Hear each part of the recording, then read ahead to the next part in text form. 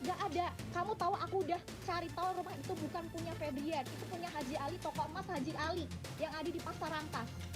Kamu tahu aku... Polisi menangkap pelaku penipuan asmara atau love scamming melalui akun palsu di media sosial. Modusnya, pelaku mengaku sebagai seorang pilot yang memberikan komentar di akun media sosial milik korban. Komunikasi berlanjut hingga keduanya saling berbalas pesan dan berkomunikasi intens. Selama berhubungan, pelaku meminta uang kepada korban sebanyak 2 kali dengan dalih untuk pembayaran administrasi training di maskapai Emirates. Tanpa curiga, korban yang juga mantan jurnalis ini kemudian mengirimkan uang dengan jumlah total 48 juta rupiah. Dari pengakuan si pelaku, dia akan pinjam uang itu akan diberikan kepada sepupunya, saudaranya untuk mengurus kerja. Akibat perbuatannya, pelaku terancam hukuman penjara maksimal 12 tahun atau denda 12 miliar rupiah. Dari Serang, Banten, Maesa Priandie, iNews melaporkan.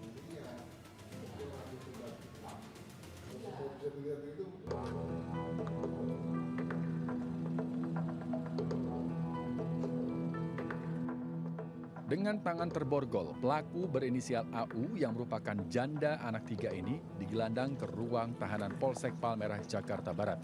Pelaku ditangkap usai melakukan tindak pidana penipuan dengan modus jual beli bayi. Pelaku ditangkap di salah satu rumah sakit saat akan bertransaksi dengan korban. Menurut laporan polisi, awalnya pelaku menawarkan korban untuk mengadopsi bayi melalui media sosial dengan biaya 5 juta rupiah.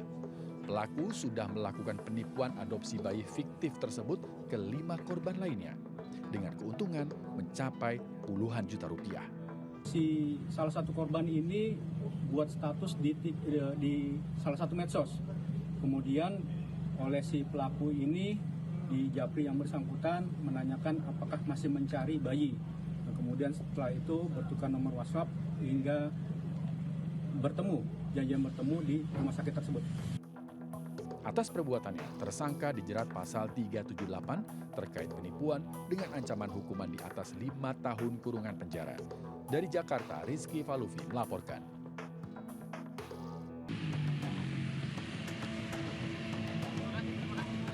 Ya Pak. Inilah video viral saat atlet nasional Paralimpik Komite Indonesia (NPCI) Kabupaten Bekasi, Jawa Barat diusir dari mes di wilayah Sukatani, Kabupaten Bekasi. Semangat, Ing. Para atlet disabilitas ini diusir tanpa alasan yang jelas oleh pengurus NPCI Kabupaten Bekasi. Diduga atlet Paralimpik diusir dari mes buntut pengaduannya ke DPRD Kabupaten Bekasi terkait gaji yang belum dibayarkan selama 2 bulan. Indah Permatasari, salah satu atlet angkat besi berprestasi, mengaku hanya meminta keadilan untuk haknya. Kita ke kantor NPC Kabupaten Bekasi meminta hak kita, gaji kita yang 2 bulan nggak dikasih, hampir mau jalan 3 bulan ini. Perihal kita tidak ada di pemanggilan itu, alasannya karena katanya kita dihukum. Kita juga nggak tahu apa hukuman kita. Sedangkan kita cuma menyuarakan hak-hak kita sebagai atlet NPCI Kabupaten Bekasi.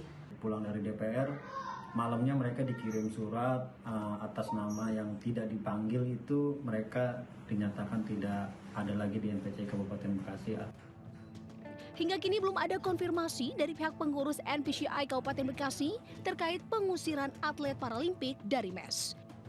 Di Kabupaten Bekasi, Jawa Barat, Ahmad Jauhari Lutfi melaporkan.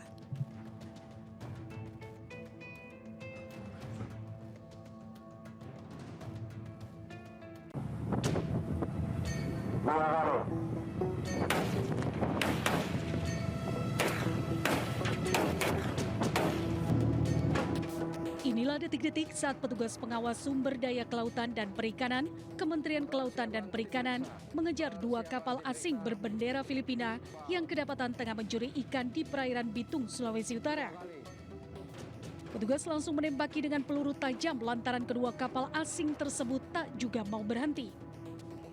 Kedua kapal itu adalah FB Annie Grace dengan ukuran 65,22 gross ton yang mengangkut alat penangkap ikan jenis Purse Seine, dan satu kapal lagi adalah kapal pendukung LPI-2 berukuran 31 gross ton yang berfungsi sebagai light boat atau kapal lampu.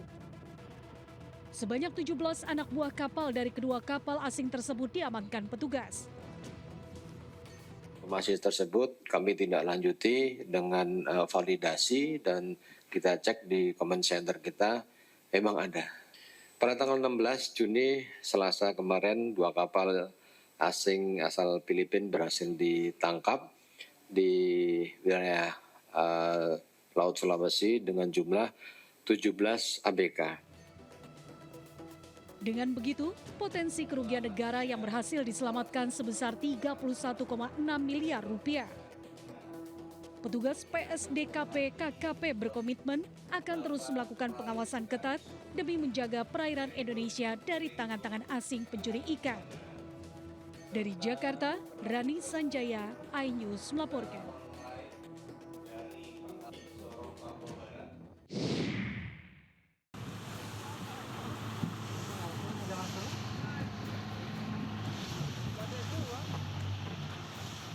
Sebuah kapal penumpang KM Nur Rezki, rute pelayaran dari Pelabuhan Wanci tujuan Kaledupa, Kabupaten Wakatobi, Sulawesi Tenggara mengalami mati mesin.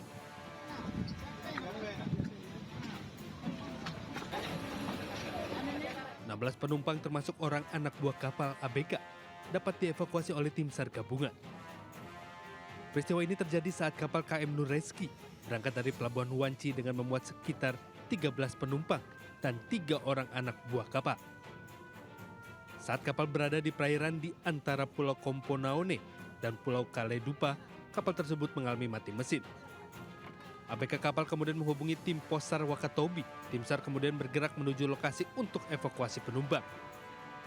Proses evakuasi dilaksanakan terhadap 13 orang dari 16 POB yang ada di KM Nur Rezki tersebut. 13 POB dievakuasi ke Pelabuhan Kaledupa dalam keadaan selamat. Kedua kapal tersebut kemudian tiba di Pelabuhan Kaledupa dan semua penumpang berhasil turun dengan selamat.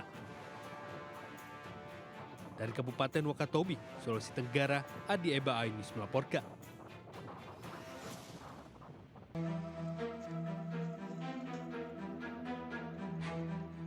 Tim gabungan menemukan 2 korban kakak beradik bernama Dani Danara 27 tahun dan Rian Andrian Pamungkas berusia 23 tahun.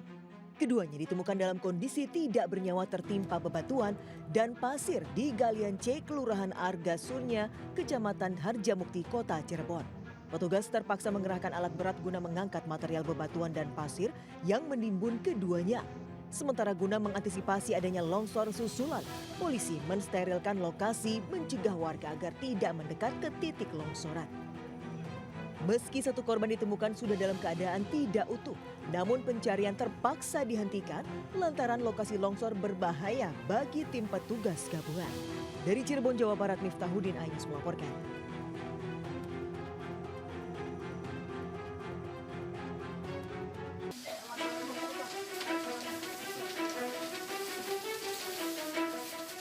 Kepolisian Metro Jakarta Selatan telah melakukan olah TKP di lokasi kebakaran Jalan Kebon Baru, Tebet, Jakarta Selatan. Polisi juga telah mengidentifikasi 1 orang warga berjenis kelamin perempuan korban yang tewas saat peristiwa kebakaran terjadi. Penyidik kepolisian memeriksa 3 orang saksi dalam peristiwa kebakaran yang menghanguskan 11 rumah. Kebetulan memang waktu itu kan setelah terjadi kebakaran ternyata dicek masih ada satu orang yang memang masih ada di dalam. Ternyata setelah ditemukan sudah meninggal dunia dan ditemukan di dalam. Dugaan sementara apa sih Pak penyebab kebakarannya Pak? Memang juga dari konsleting listrik ya. Saat ini di lokasi kebakaran juga telah berdiri posko dan bantuan logistik untuk para korban, di mana ada 11 kepala keluarga dan 30 jiwa kehilangan tempat tinggal. Dari Jakarta Selatan dan Helmi Sajangbati, iNews melaporkan.